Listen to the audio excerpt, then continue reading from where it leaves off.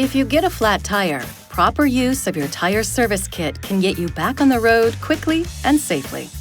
If equipped, the tire service kit is located in the trunk under the load floor.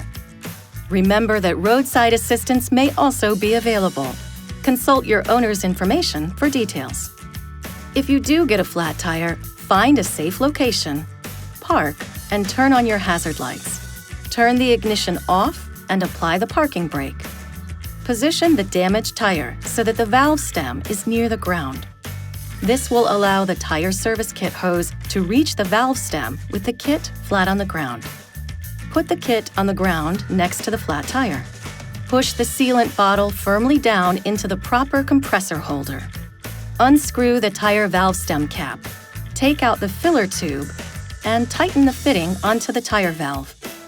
Make sure the power switch is in the off position. Plug the kit into the center console power outlet, then start the engine. Push the tire service kit power button to turn it on. The kit will activate. Sealant and air will inflate the tire. Inflate the tire to the pressure indicated on the tire placard, located on the driver's side B-pillar or the rear edge of the driver's side door. If the pressure is not at least 26 psi or 1.8 bar after 15 minutes, disengage the compressor from the valve and power outlet. Then, move the vehicle forward about 5 tire turns to distribute the sealant inside the tire. Repeat the inflation process. If you still cannot obtain a pressure of at least 26 psi or 1.8 bar within 15 minutes from the compressor switching on, do not drive the vehicle.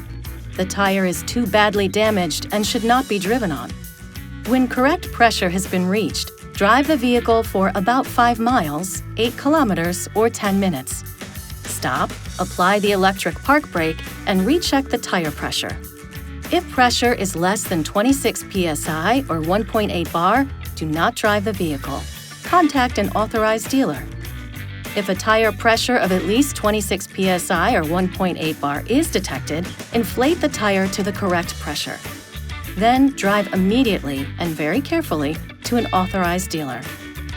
Peel off the warning label from the bottle and place it on the dashboard as a reminder to the driver that the tire has been treated with the tire service kit. Check the expiration date on the sealant bottle and do not exceed the speed restriction for the treated tire. This video is not intended to take the place of your owner's manual. For complete details and other important safety information, please see your owner's information.